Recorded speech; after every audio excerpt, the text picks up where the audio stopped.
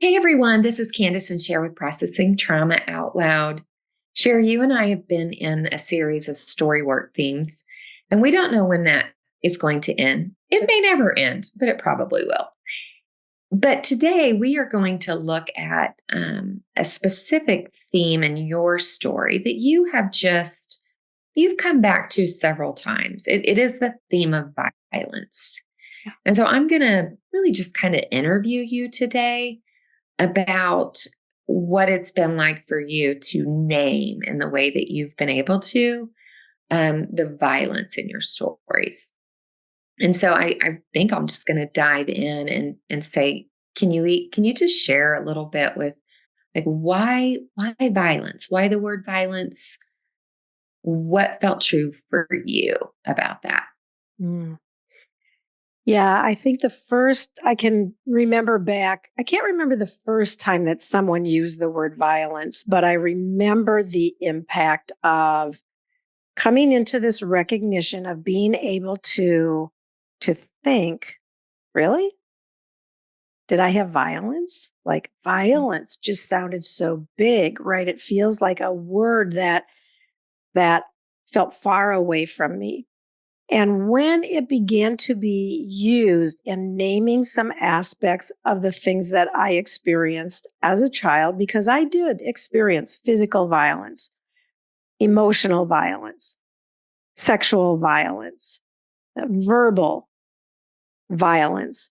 There was a lot of violence. And yet, when that term was used for me in the beginning, I was surprised and I gave pushback. Oh, like I wouldn't really say it was violence. And then I remember the question coming, well, what would you call it? Mm. Yeah.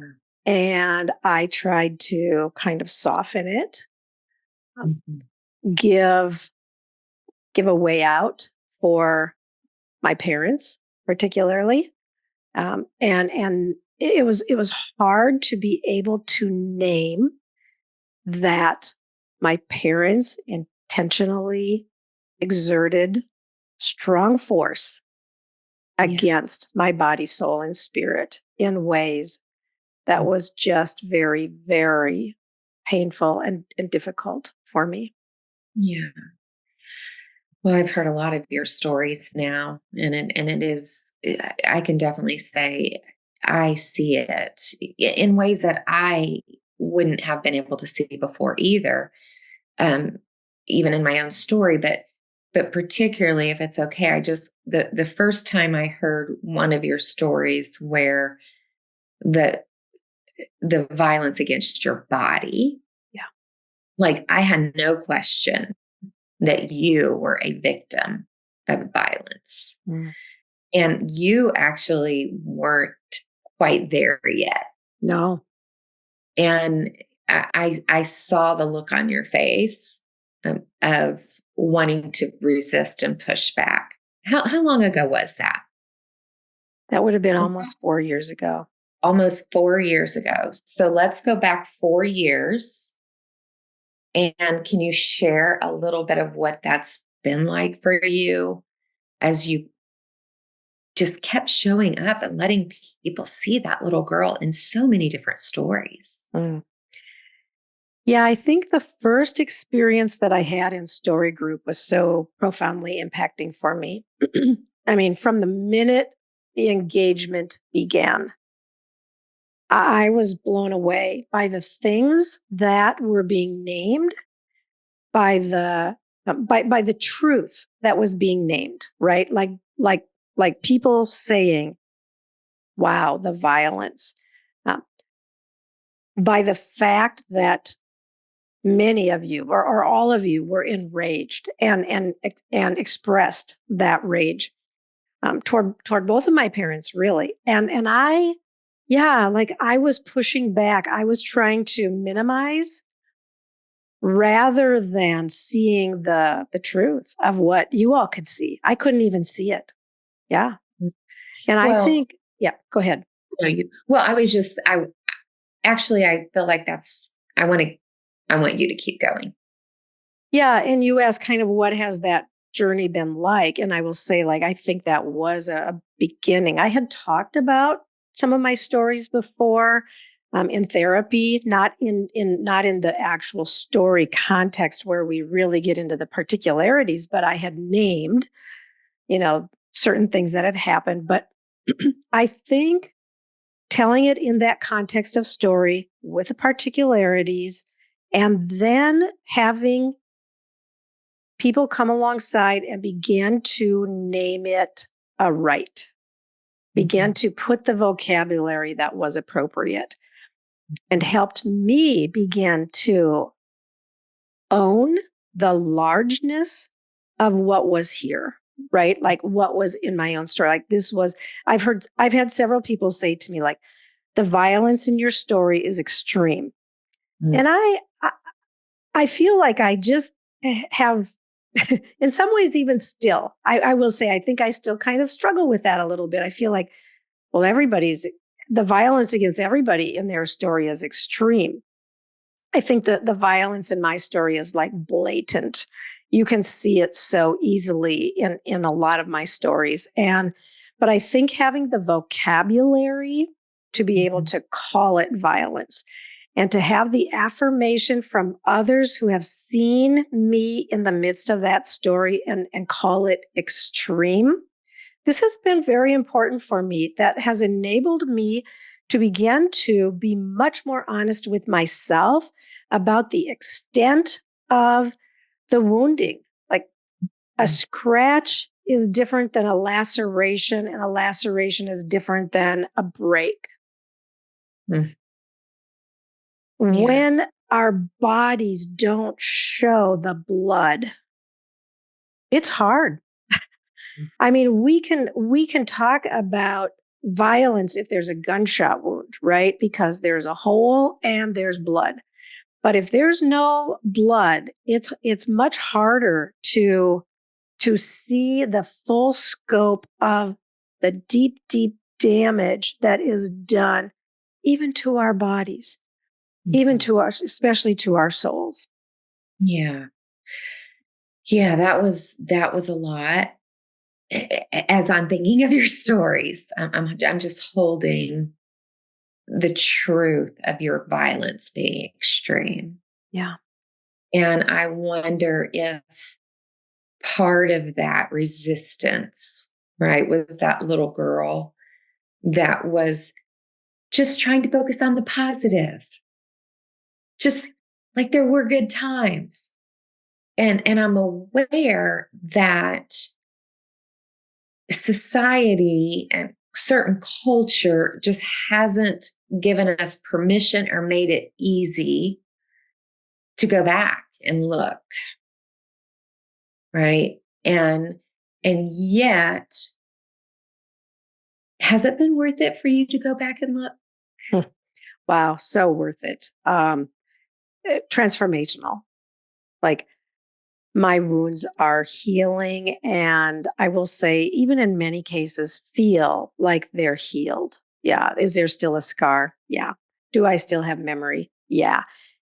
Are those particular stories still affecting my day-to-day life? Not as much.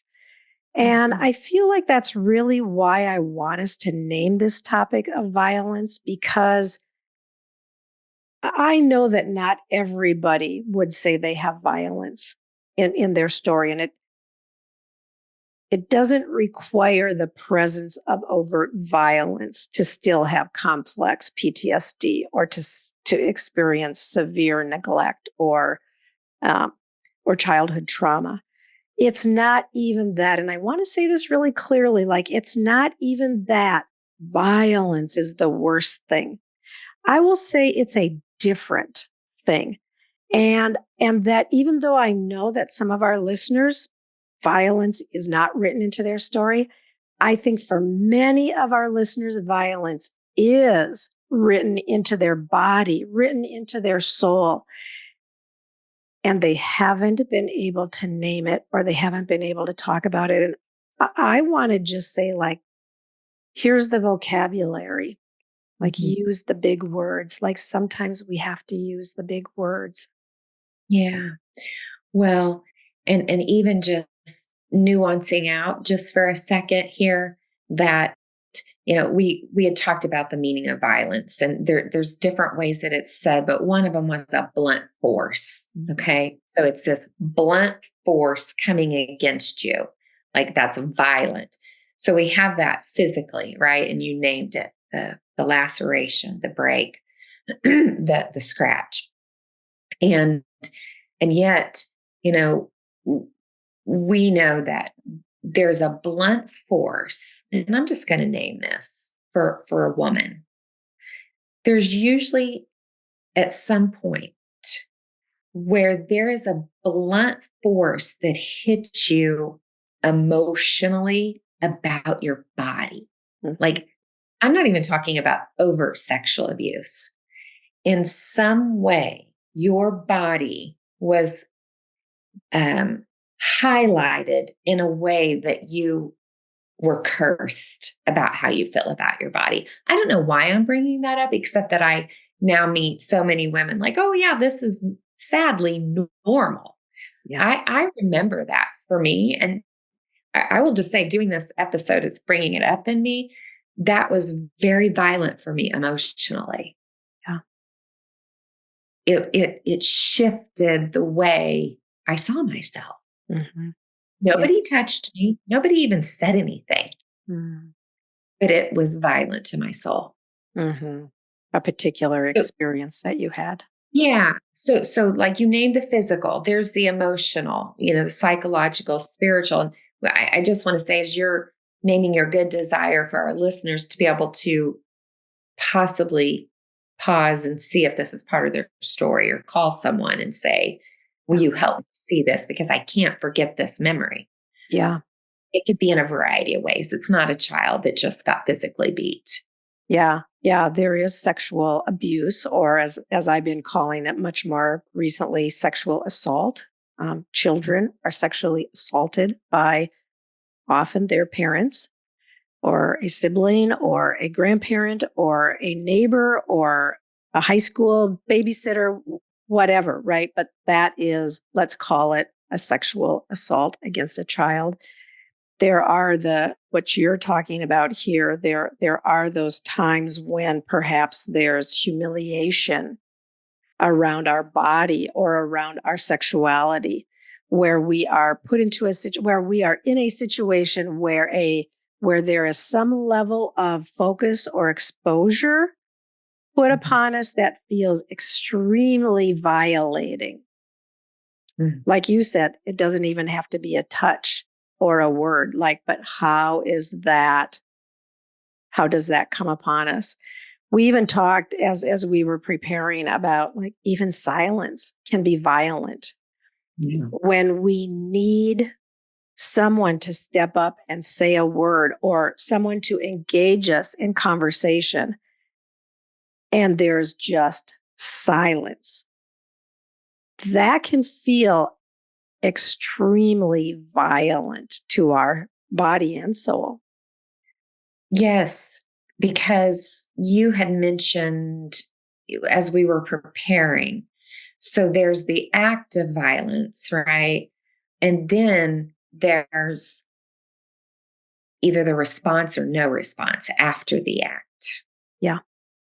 And so for you to experience some level of violence, whether physically, emotionally, psychologically, spiritually, mentally, if that's done in the context where there's other eyes witnessing it, it is another level of violence to not be defended or advocated for or rescued. Mm-hmm. And we know that this is many of our stories that people knew. People knew the act of violence coming against us. Yeah. Things that are done in some level of public exposure. And that might be in front of one other person, or 10 or 1,000, like it doesn't even matter. But the level of shame that descends upon us, not only that this thing happened and somebody saw it, but that this thing happened and nobody did a damn thing to move to help a powerless, helpless, voiceless child. Yeah. I mean, this is criminal. I will just say it feels criminal. Like we No, need it to is. step up. Yeah. I mean, it is criminal. It's against the law to abuse and violate and be violent towards your children. And I think I want to just ask one more question before we close out. Mm.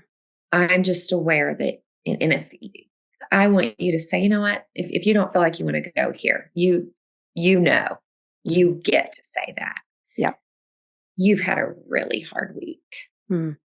In a story that you just shared that I saw extravagant care in, that you kept just showing back up and letting us know what was going on. Mm. What's that been like for you to bring one of the most violent stories to women who you felt safe with? Yeah.